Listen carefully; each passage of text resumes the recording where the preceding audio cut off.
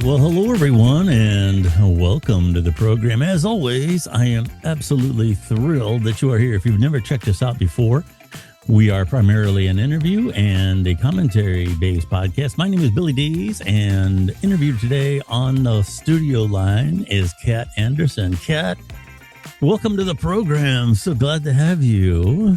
Thank you. I'm very excited. I've been looking forward to it all day. Awesome. Well, that's great. Me too.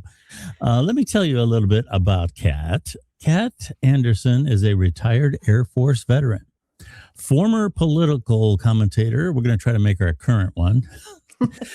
And author of author of paranormal noir fiction. I was going ahead to noir. I'm going to ask you about that because I often hear film noir. Oh, yeah. Exactly what that means. Okay. Her debut novel, No Rest for the Wicked, blends mystery, conspiracy, ancient mythology, and the supernatural against the neon-lit backdrop of Las Vegas. Drawing inspiration from her military experience and fascination with the unexplained, Kat explores themes of secrecy, time, mythology, and the human need to uncover hidden truths. She joins us today, as I mentioned, to talk about storytelling, creativity after major life transitions, and the allure of mystery and conspiracy, and her journey from military service to fiction writing. Well, that is an interesting mix. I don't know too many people with a military background that start writing, especially with the supernatural. Yes. That's kind of right. So let's talk about you now. Where are you from? So I grew up in Minnesota, although I don't know if you could tell. I don't think I have much of the accent. I'm not doing I might have some hot dish later. Yeah, the Fargo. Yeah. I haven't been to Minnesota in like 2 decades, but that's where I grew up. And then I joined the service when I had been 18 for 2 months. Mm-hmm. And I went off to the Air Force and bounced around for 20 years all over the country and all over the world, and retired it'll be 5 years ago this November. It doesn't, like, sometimes it feels like it's been like 2 years, and then other times I'm like, I was in the service decades ago. It's funny how time works that way. Well, it sure does. But we're in Las Vegas now. So we were stationed here about 10 years ago. My daughter was born here, and we fell in love with it. I think a lot of people who aren't from Nevada or Las Vegas think that it's just like what you think of Las Vegas with all the casinos. And it's like, that's really just two streets. The Las Vegas and Nevada have a lot more to it. And we just fell in love with it. So that's where I hail from now. Well, I've been to Henderson and all those places. Yeah. So that's a nice area. I like desert climate. Yes. I was down in Florida about a week or two ago, and I didn't like it. The bugs were everywhere, and you simply do not have that out there. Yes. So, that's true. My husband's actually from Fort Lauderdale, so occasionally we've made he kind of has to like drag me to Florida when we go, because I'm like, so let's not go in the spring or summer. I feel like I have to take a shower right after I took a shower. Right. Yeah. The humidity is one thing. I could handle that. Yeah. But the plants and all the bugs, no thanks. Why are humans drawn to the paranormal and conspiracies and the unexplained? Is it, I have a little theory about that. I kind of think that, humans are essentially living a lonely existence. We really don't have no matter what you believe, there's not a whole lot of really solid evidence that there's anything else out there. Mm-hmm. And I think the idea that people want to know that there's something more than what's out the front door. How do you feel about that? I think that's pretty spot on. So, when I growing up, I'm a millennial, so I grew up with the X-Files. So it was very big when I was, a teenager. And then, of course, while I was doing political commentary with the Political Insider, it was when the UFO or UAP hearings in Congress were happening. And so they actually, like, most of the time I covered like defense and economics and education. But, it was going to be a big deal. It was the first time Congress had done it. And so they were like, let's do like a kind of a fluff piece on it. And it ended up exploding. And I ended up kind of like following the culture a bit more. And So getting to know, people who are more ingrained in it was definitely eye-opening. But I think overall, I mean, I think paranormal is something that as humans we're drawn to because it balances between that feeling of fear and wonder at the same time. And I think those are, at least on an entertainment side, are things that we as humans we kind of like, right? It gets your heart pumping. One of my favorite movies of all time, Close Encounters of the Third Kind, Really?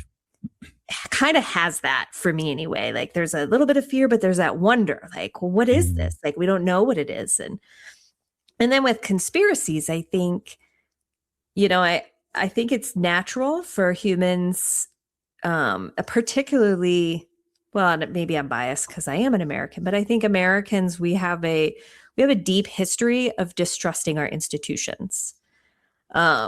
And I don't think that's necessarily a bad thing. I think that just like anything, you can have too much of stuff, to include too much distrust. But I think, our founders believe that like that's why you have checks and balances. That's why we have Bill of Rights. We're meant to kind of say like, well, prove it, Missouri, like show me state, like prove it government that this is true or that this is happening. And particularly when, conspiracy theorists, at least in the last 5 or so years, have had they've kind of been vindicated in some areas. I remember talking to my editor about it, and it wasn't just like the fact that it, the big secret that the government really was investigating unknown aerial phenomenon. I mean, there was all sorts of things that were coming out. You didn't have to necessarily be a UFO fan. There was all sorts of things that like, oh, well, that actually kind of was, there's a little bit of truth there and a little bit of truth there. And so I think, when conspiracy type theories start bubbling up, I think it's natural for us to have a healthy dose of like, well, I wonder where that came from. I wonder what grain of like nugget of truth is beneath that. And so at least from a fiction standpoint, that helps with, wanting to turn the page, right, and find out more. Well, being in the Air Force, I got to ask, because you brought it up, being in the Air Force, being around other people who are in the Air Force for as long as you were, these UAPs and all of these other things, I'll kind of tip my hat here and say I'm not convinced. But what is your take on what do you think there's? Well, I'll just ask you, what do you think these things are? Do you think there's something extraterrestrial about them? I don't know. So, full disclosure, as a retired Air Force veteran, I've never seen a UFO. I've never been a part of any UFO programs. My career was not nearly that exciting. Yeah. Although I always like to tease. So my husband was stationed before we were married. He was stationed at Wright-Patterson Air Force Base. Okay, it's down the road. Which is like, out in Ohio. There's a lot of conspiracies that surround Wright-Patterson where like, oh, the UFO from Roswell was like transported there under tunnels and is underneath the building. So I always like to tease that he probably knows, but just won't tell me. But on a personal side, I mean, I'm not convinced it's extraterrestrial, mainly because I don't think our government's that good at keeping that secret. No, I don't buy our government's ability to do that. I do believe that there's things that we can't explain, and I think that that's pretty obvious. And I do think that there are things that the government doesn't tell us because the government lies to us since the beginning of the government. I mean, it's kind of part of military and government. I mean, anybody who's been in the military for an extended period of time knows that there are things that aren't, fully explained to the public for various reasons and not necessarily nefarious. And many times it's just because we overclassify stuff. But I'm not convinced they're extraterrestrial. I think it'd be that would be amazing, but I'm not convinced. I mean, I always have to preface this with saying that I think the only thing that would be more significant than finding life other than ours in space would be finding solid evidence that spiritual forces affect the physical world. I think that would probably be even more astounding. But oh yeah, with that, and I'm here again, I'm not saying it doesn't happen. I'm just saying proof, empirical proof. And I've heard so much about the aliens. I always joke, if I'm going to believe it now, I got to have one on the podcast. Otherwise, I won't believe it. I think the idea that the government is the arbiter of this information is what I don't understand. If these things really do exist, there's nothing stopping them from landing on the 50-yard line during the Super Bowl. Yes. And it's never that. It's always, some mysterious thing. And I honestly don't have any faith in the government. Not that I don't trust them, but I just don't think they're that smart, quite frankly. Oh, 100%. 100%. I bet if you took both houses of Congress and asked them to explain E equals MC squared, I would be willing to bet more than half of them couldn't. I don't mean from a physics standpoint, but what does the equation mean? They probably couldn't do it. And these are the people that are keeping all these secrets. No, I'm not buying it. I'm not there. And I'll say one more thing about these things. These pilots, and I'm nothing against the Air Force, I'm just throwing this out there. They're in these multi-billion-dollar planes. They can find a basketball under snow on a playground from way up there, tell how much air is in it. But when these things come flying by, they pull out their iPhone. That's the best way to take a picture of one of these things when you're flying around a $1 billion airplane. Okay. With that being said, what is this noir? I hear film noir, and you do paranormal noir. What is that? Yeah. So, and I'm like, let me preface with, I'm no expert. When I had written my book and had kind of started sharing chapters with people, it was other people that told me like, oh, this has a very noir like vibe to it. And so, when I think about it, paranormal noir, because I wouldn't classify my book necessarily as horror. Something horror, like that's horror, has a lot of jump out scares and things like that. Mine is a lot more kind of, eerie, and it's kind of slow burn, creepy. And then noir, I think of, I don't know if, and this probably ages me a little bit, but like the Marlowe mysteries, where there are no like 100% good guys. Like, and even your good guy he's definitely got some flaws. Mm-hmm. There are nothing that would be, a deal breaker, because you have to find people likable. You have to have somebody to root for. At least I always think in stories. But it's just a little bit more gritty. Right. It's, which is why, like, so my book takes place in Las Vegas, because I think Las Vegas is one of the grittiest places you could come to. If you've only ever come here to go gamble, you probably don't see that much of it. But Las Vegas is one of those cities that you can walk down one street and you're surrounded by luxury. Yeah. And then you turn the corner and it's very gritty. And it's kind of desolate, or it might even be a little lonely and a little desperation there. And so that's how I would describe the noir vibe of my book. It's gritty, even though that's paranormal. There's the realistic aspect of real life where people are not 100% good or 100% bad. Yeah. That's a good description. Yeah, these dichotomies exist anymore all over the country. Ohio, one thing Ohio does very well is medicine, really good. And, you can be at the Cleveland Clinic or one of these places, and, you make a left turn and you're at one of the premier medical institution culturally places in the world. You make a right turn and you're in hell. Okay, it's amazing how those dichotomies exist. Reinventing yourself through creativity. Why did you have to reinvent yourself? What was wrong with the way you were? Oh, that's such a great question. I mean, absolutely nothing. I think I'm fabulous. No, it's I joined, like I said, I joined the service just 2 months after I turned 18. Yeah. And, I was young and dumb, I think, like most 18-year-olds. And I don't want to say that joining the military was the wrong decision, but it certainly wasn't my top decision. It wasn't like my top choice. Yeah. Growing up, I loved stories. I loved reading and I loved writing. I wrote short stories, and I wrote screenplays, and I wrote just terrible poetry when I was younger. And what I wanted to do was I wanted to write. I wanted to go to college and be a writer. And I thought I had, like I'd done a little research to find like a university that had a good creative writing program. I didn't not necessarily exactly this wording, but my family was pretty like, no, you're not doing that. Like that is not a solid plan for your future.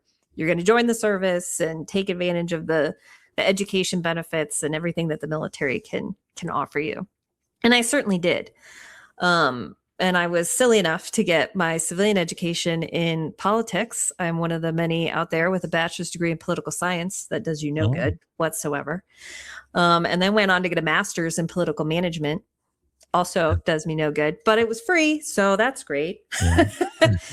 And when I retired, I'd spent 20 years in the military. By the time I retired, I was a senior master sergeant. So I was an E8. I wasn't really a big wig, but I made decisions and all of that. And then all of a sudden I'm in my late 30s and I'm on my own, and it was great. But then I was like, well, what do I do now? And so I started my own little blog where I wrote about politics, because originally I wanted to run for political office, which may still be in my future. We'll see.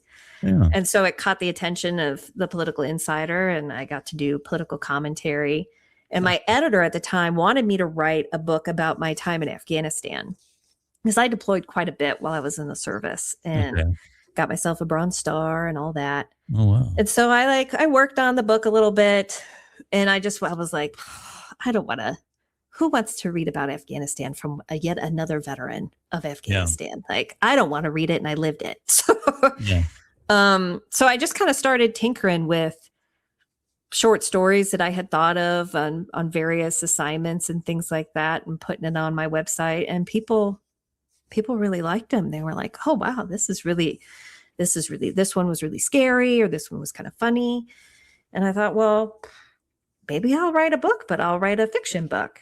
Yeah. And so kind of reclaiming that part of who I was that I really hadn't touched for 2 decades was quite the process for sure. But we're making it work, and I have a book coming out in August. Okay. So it's very exciting. It is. We are talking to Kat Anderson. The book is called No Rest for the Wicked. You talk about trauma and loss and how those can help you shape storytelling. And I hear that a lot. I think a lot of times it can help to write about it. For some people, not everybody, but for some people, they can write about it. They can take those stories and work them into a fiction story. How did that unfold for you? Yeah, I think, I think any writer probably puts quite a bit of themselves into their writing, even if it's fiction. And so while I haven't had a very paranormal life, I can relate in many respects to some of the characters that I have in my book. And you talk about trauma, and I don't want to, I've been, when you're in the military, you, especially for 20 years, and I joined before 9/11 happened. Okay. And so I know what it was like before 9/11. And then I spent my entire career, during the I call it the Forever War, and I deployed in support of it. And I was in when we left Afghanistan. Okay. And so everybody processes trauma differently. And even in the service, I think a lot of times military veterans get kind of like slapped with the same sort of, you're all like this, you're this person. But I got to, whether it was on actual deployments or dealing with friends that I had lost either due to wartime injuries or due to suicide, of which I had far too many. Always. I got to witness a lot of what fear and exhaustion and guilt and loyalty, how that really kind of affects a person.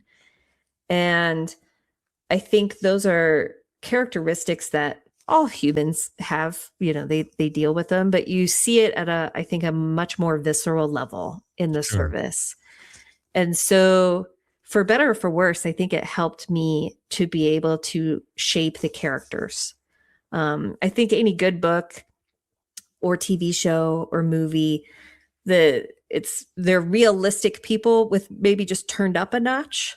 And that's how veterans are, I think. Because we've had to live through, whether you deployed or not, because there's plenty who didn't deploy, but you still live through just very different sort of a lifestyle than your regular American. Yeah. And so I think that really helped me in terms of shaping realistic characters and realistic emotional responses to supernatural things. Like my book is paranormal. There's all sorts of mythology, and there's a little bit of time travel in there. They got a little bit of everything in my book. These are all things that obviously are outside of reality, but the reactions to them, I like to think I wrote fairly realistically. Yeah. You mentioned time. I know you mentioned mythology, but you single out time in a lot of your descriptions about your book and other things. You mentioned time travel just now. To what extent do you talk about time in your book? And again, we're talking about No Rest for the Wicked, author Kat Anderson. What exactly do you do with time in your book, other than just travel in it? Because I'm a physics guy, so I always like to see where people go with where they go with time, because it's a very interesting. And if you ask somebody to define time, it's very hard. It's very hard to define it. How do you conceptualize it? So this book is meant to be the first in a series. So let me preface with that. So in this book, the time aspect of it is kind of more just introduced. So there isn't, it's not as fantastic as like the time machine or anything like that. Yeah.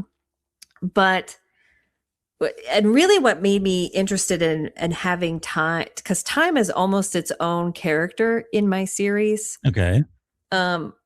Is I think outside of just time travel, which is kind of the paranormal, supernatural aspect of the writing, I think time is one of those concepts that elicits a reaction from people. Mm-hmm. And so, I hadn't really thought of it much throughout most of my life. I was, young and vibrant. And even when I was in the service, and I deployed to some scary locations and had some close calls, I was always very good at kind of compartmentalizing. And the finality of your life versus how time continues didn't really click with me. But it was later, after retirement, my dad had gotten diagnosed with Parkinson's and Lewy body dementia. Oh. And so, talking to him about it after he got his Parkinson's diagnosis, and he said, it's a weird thing to be, and it was before like the symptoms were real bad, but they were popping up. And he's like, it's a strange thing to move around the world knowing something is inside of you that's going to kill you someday. Yeah. And it was just I was like, gosh, that's such a profound and scary thing to think. And then when he got the dementia, and he would have days where he didn't know who I was, or he thought he was much younger, and the fear that I would see on his face started to really affect me, obviously, because I'm his daughter. Mm-hmm. Sure. But there's a long history in my family of dementia and Alzheimer's and things like that. And so I started thinking like, gosh, I'd rather have gotten blown to bits than get dementia. Like, I hope I don't, because you don't just lose your mind, you lose time, like literal time. And I think for me, time is such a scary thing because you don't have infinite time. And then to be able to kind of weave it into my storyline, it's its own, without being a physical person, like a physical villain, it's its own villain, if that makes sense. Yes, if that helps. I don't want to give away too much. Of course not. No. But you've done something with time that sounds a little different. So I think that's kind of what I was trying to establish. As far as the mythology, is there, set the book aside for a minute, is there some story of mythology that you find interesting or inspired you in some way? You know, I think it's really interesting how, you know, the myths in general throughout history and throughout different cultures, you can find the same myth everywhere. Might have different names, you know, might have slightly different, you know, settings, but you know, there's tons of, you know, whether you've got even just looking at like the Romans and the Greeks and the, you know, and the Egyptians, you know, they all kind of have the same sort of mythology, just different names and a little bit of different artistry. In this particular, for what I write, I've always, you know, part of me, if I could have lived another life, I'd have been an archaeologist. Oh, wow. I think artifacts are really interesting. I think, again, I'm a millennial, so I grew up with Indiana Jones and all those cool things. And so it's not really any one particular mythology that I enjoy more than any others. But I think, you know, when I watch history shows or I have a friend who's an archaeologist and they talk about things that they find and you can learn a lot about it. But I'm always like, my mind is always like, what if we're wrong? Like we were there, like it'd be fascinating to know, like, if you could only, you know, for lack of a better way, go in a time machine and find out like really what it, what is this? And so that really kind of inspires the series as a whole, as each book has an artifact that can do something. Yeah. And is loosely tied to some form of mythology. Sure. You know, about time travel, a lot of people, I don't know that it gets discussed enough, but there's actually a practical way that you can look back at time, not that you can participate in it. But when we look at a star or when we look at a planet that's very far away, that's outside of our solar system, we're seeing it as it existed some time ago, depending on how far away it was. And I always thought it would be a good idea, an interesting story, an idea for a story to write something where, you know, we found a way to find reflective light that left the Earth and we could see the Earth as someone who is seeing it, you know, 2,000 years ago or 1,000 years ago. You know, you could look down at the Battle of Waterloo or whatever. And I always thought it'd be interesting if you could do that and find out that our impression of history was wrong. Something about a maker. We were so wrong. So wrong. I didn't know that happened at all. So anyway, I always thought that was, you know, an interesting concept, something to think about. What makes this book, and again, we're talking about No Rest for the Wicked. Well, let me ask you about the title first. That's a phrase that's been around a long time. No rest for the wicked. You know, when something bad happens to somebody, they always just say, well, there you go. No rest for the wicked. Where did that title come from? Why did you apply it to this book? I would love to say that I had some sort of like incredible creative reason behind it. Yeah. But honestly, and I don't even know exactly the song that I had in my head, but that lyric is in it and I could not get it out of my brain. Okay. And so I would hum it while, like, when I was first outlining this story, I didn't even have like names yet for characters. I was just kind of had this like, oh, I want to have this kind of like hoity-toity family and I want it to be in Las Vegas and I want there to be this private investigator who's kind of rough and tumbly, but he's also, you know, he's very smart. And I want him to have a friend who's a bail bondsman and kind of shady. And I just kept humming this same lyric over and over again. And once I had kind of the story outlined, it really worked with my villains. I don't want to get too far into it, but it just kind of fit really well.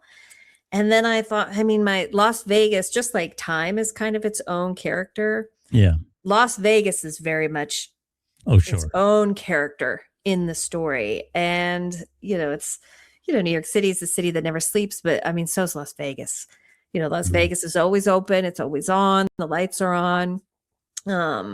And there's plenty of wicked things that happen in Las Vegas and have throughout time. I mean, it's a very easy like connection. Mhm. And so, yeah, it was just a random song lyric that stuck in my head and I could not get it out. And then by the time I got it all, like my story outline all done, I was like, well, I kind of feel like, why not? Let's try it out. And my publisher liked it. So Yeah, I got to keep it. it's a title that people recognize. I mean, because of the fact that it is woven into so many other things. Yeah. Yeah. So that's good. One thing I'll ask you about, and I have this discussion every so often about science fiction, in that my personal view is the audience. If you look at the science fiction movies, for example, that have endured the most, you're asking the audience to believe one thing, not 10. Okay, I think there's limits to how much you can expect an audience to suspend their disbelief. For example, Alien. There's a bad alien on the ship, and all the humans got to fight it. Easy to understand. Okay, love it. Classic. Hate the TV show, but love the original movies. Yeah. Terminator. Okay, you got a good one, you got a bad one. Easy to understand. Okay, when you start getting into, I'm being chased by this monster from the future, and I went around the corner and I met myself 5 minutes ago, how I looked 5 minutes ago, and now I got to fight with who I really am. And you started getting into all that. Pretty soon it loses its form. You can take one step, one big step, one premise, and then the audience will accept it. And you talk about balancing realism with fictional aspects. So how do you walk that tightrope? Yeah, I'm with you on that. I actually am a very like science fiction would not be back when all I did was read books. Science fiction was probably one of the last types of books I would pick up because I needed to be accessible to be like, I need to not have to get a separate science degree to understand the story, right? Same thing with with movies and TV shows. Like it's got in fantasy, the genre of fantasy is the same for me. Like if I have to memorize a whole other fake language and all of that to follow the story, you've lost me. Yeah. And so with what I write, there's definitely some science fiction elements to it. But at its core, it's really a detective story. And so, my main character is he's a guy. He's a private investigator, licensed PI. There's nothing particularly all that special about him or the way that he investigates. He just happens to get these cases that have some sort of real issue. Like the case that he ends up getting involved in this book is a missing persons case. And there's a woman who is missing and he needs to find her. And she's a real person and there's real issues. There's drug use. There's all sorts of, there's regular old murder in the book. But there's a little bit of the paranormal in there. And so, because that's, I thought, I think that would be interesting, especially in Las Vegas to have, a little bit of ritualistic, strange things happening. But at the core, it's just a detective book. And so, and the things that happen, most of the things that happen in the book are things that would happen in any detective book. Okay, sure. And could happen in any case. There's just a little bit of a taste of an undercurrent of the supernatural. But how my main character, Max West, goes about investigating it is how any investigator would. And so I think that's how I balance it. Hopefully I balance it very well. But it's what kept me interested in the story. Yeah. Because I really, for me, I'm not one to pick up a science fiction book unless, somebody I really trust tells me like, yeah, I think you're going to like this. And honestly, like the Max West, his world was built out of frustration. After we retired, my husband and I, when we were in the service, we didn't really have a whole lot of time to watch what's on TV or, we're working 10, 12, 14-hour days. Especially near the end, I worked almost most weekends. And so at retirement, we're like, oh, we're going to catch up on all of the new stuff. And we just hated it. And even reading, when I was in the service, especially near the end, most of the time I read leadership books because that's what you're supposed to read. And so when I try to get back into fiction, I was like, I can't stand any of these books. They move too slow, or there's too much like cultural signaling stuff that I don't want. And so we started watching a lot of throwback type TV shows like X-Files. And I had picked up Robert B. Parker books again that I really liked. And he wrote the Spencer for Hire type detective series. So, and we started watching the show. It had Robert Urich in it. Sure. It's on Tubi. Check it out. It's so great. 3 seasons. It's so corny. But I loved it because it's this private investigator. I loved the books. This private investigator from Boston who was like a boxer and also fought in the war somehow at the same time. Doesn't make any sense, but you can buy it because you're trying to get kind of this image of this guy and his best friend Hawk, and Boston itself is its own kind of character. And I got to thinking, like, my husband and I talk, I'm like, gosh, like if I could just get like Spencer for Hire merged with X-Files, I think that would be a really interesting story. And that's really how he was built. Was I liked the gritty, real detective type stuff with a little bit of the weird in there. Awesome. Talking to Kat Anderson, the book is called No Rest for the Wicked. I got to ask you about, I obviously the veteran part of you is well understood, and we just got past Memorial Day, and my dad, he died many years ago, but one of the first things he said was make sure I get a flag on Memorial Day. His brother was killed in combat, and I think the most reasonable people, except the real wackos, really appreciate the service and the dedication that it takes to do that. I think that's well respected, and it's probably well understood. The part of you that I think a lot of people may not fit into this is political commentator. Political comment. I'm actually very intrigued by that because we do a lot of that here. We do a lot of bloviating here. And I was kind of curious, do you have any interest in doing that again? Or how was that experience for you? First of all, did you like it? Oh, I loved it.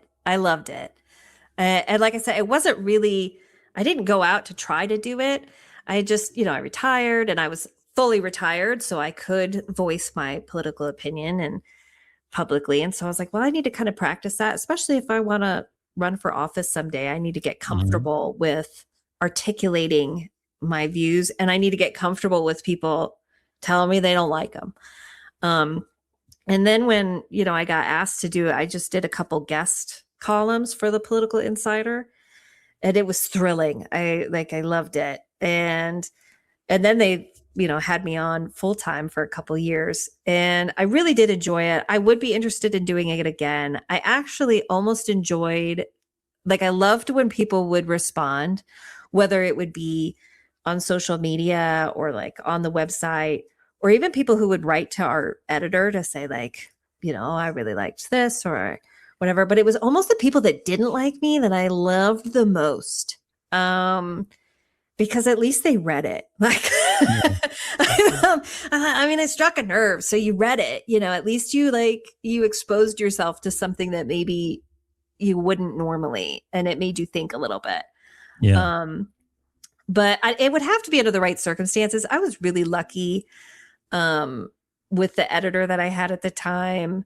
He never, I was never forced to write about anything I didn't believe in. It was a conservative leaning outlet.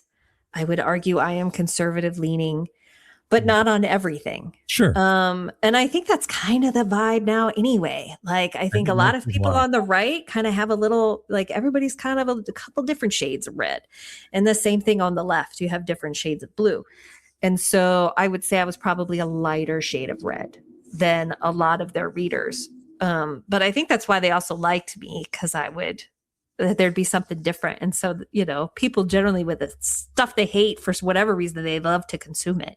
So I would do it again, but it would be very difficult for me if I had to write for somebody who said, you have to say this.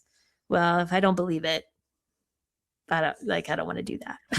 Would you be interested in possibly doing any political commentary on podcasts? Oh, sure. Yeah. Okay.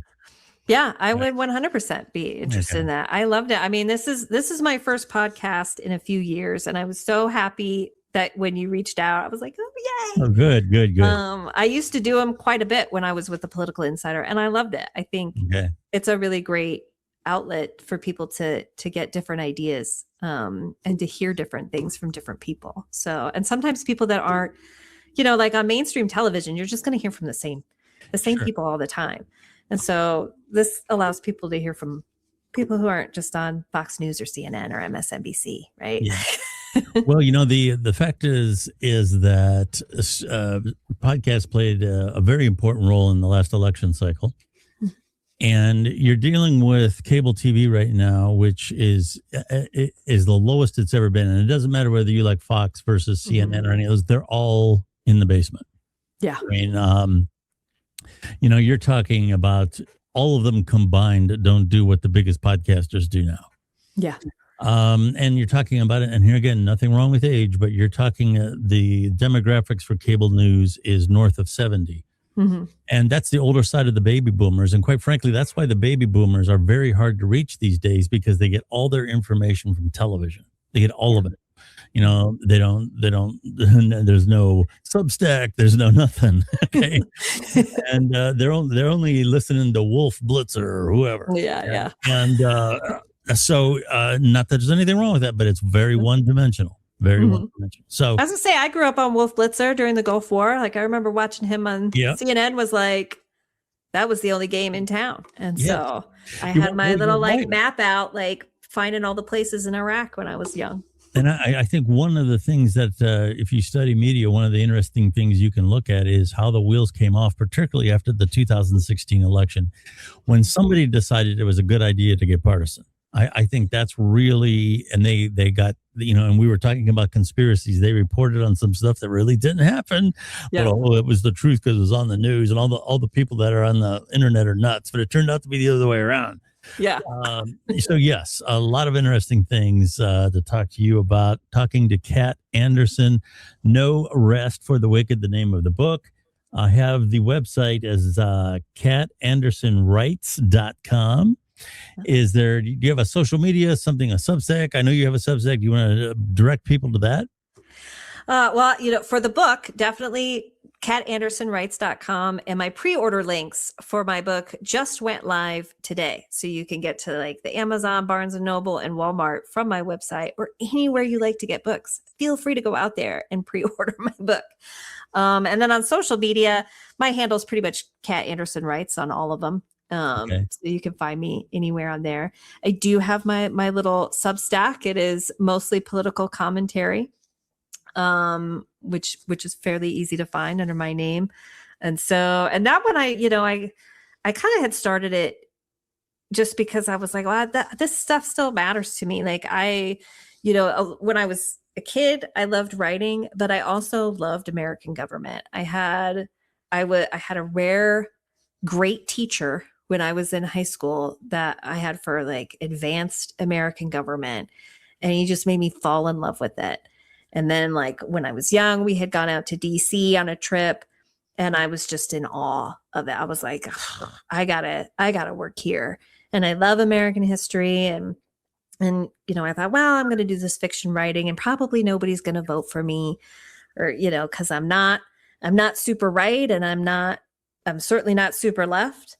But I don't hate everything that sometimes comes out of the left. Sure. And I don't hate everything that comes out from the right.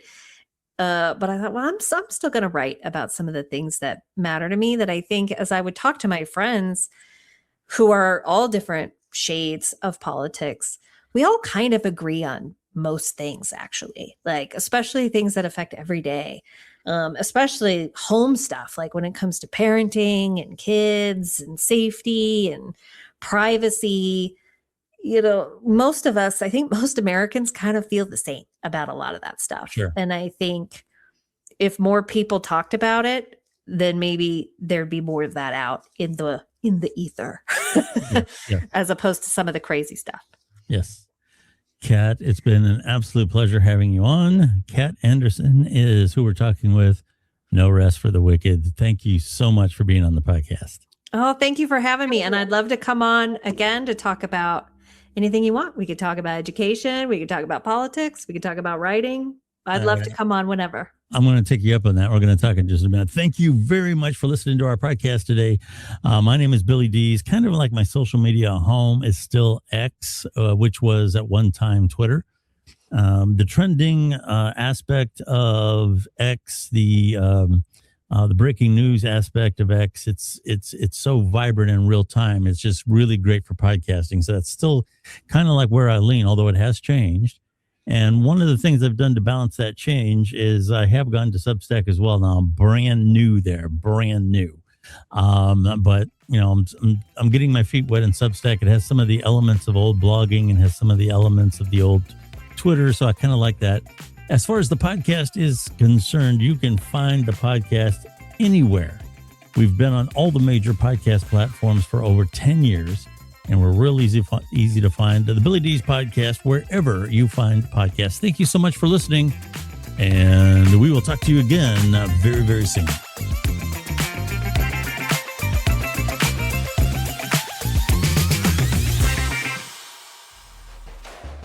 Thank you for listening to the Billy Dees podcast. Follow Billy Dees on X @BillyDees for updates about the program. Do you listen to music or audiobooks on streaming devices such as Sonos or Amazon speakers? How about on your car sound system?